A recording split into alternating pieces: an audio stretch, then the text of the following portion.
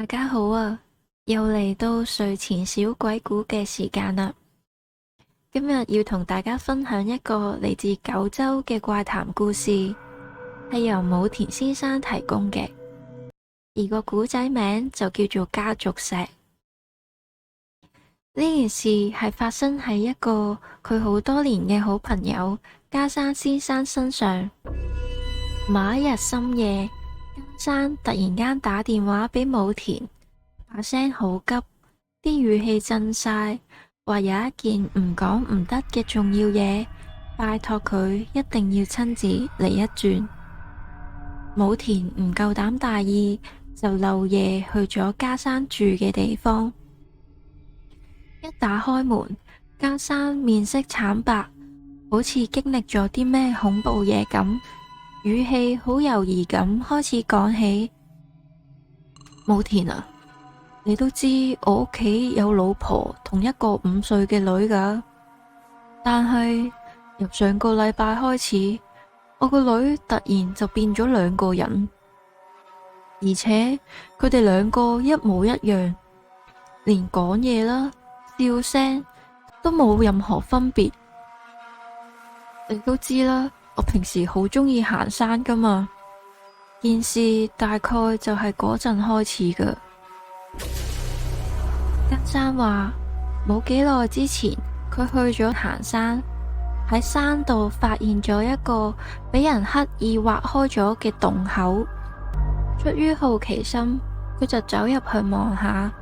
竟然見到堆滿咗好多奇怪嘅石頭。嗰啲石頭大約拳頭咁大，全部都好光滑圓潤，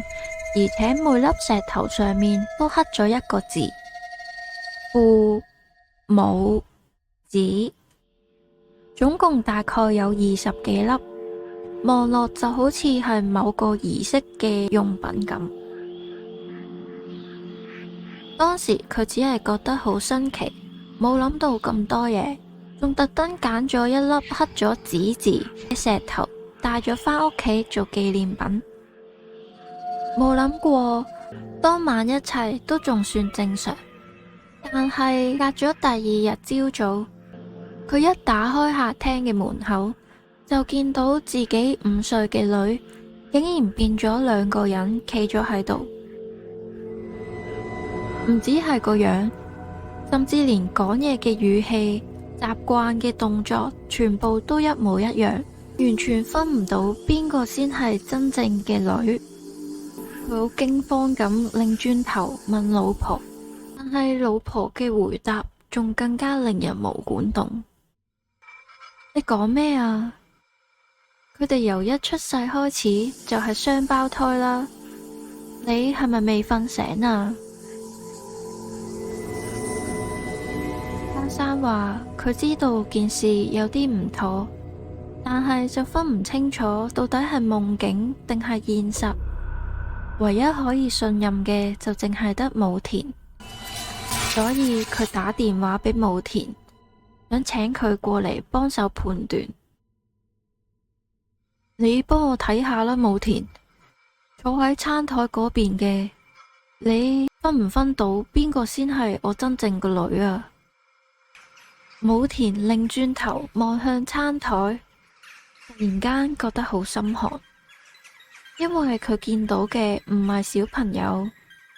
而係2個刻咗子字嘅石頭。咁好明顯啦，因為加山根本就冇小朋友，佢甚至從來都冇結過婚，亦都冇老婆，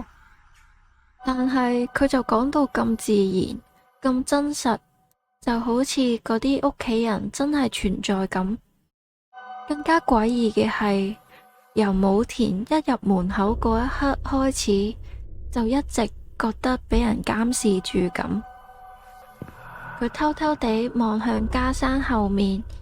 企咗一個好高大嘅女人，佢側邊仲有2個一模一樣嘅細路女，係咁望實佢。佢哋由佢一入門口開始，就喐都唔喐咁望住佢。比起家生口中嗰一啲唔存在嘅屋企人，武田覺得更加恐怖嘅係嗰3個唔應該存在嘅人，竟然活生生咁企喺佢眼前。喺壓力同恐懼交織底下，佢做咗個決定。佢即刻企起身，衝向餐台，一手拎咗個3粒石頭，刻住子、母嗰3粒，即刻衝咗出門口。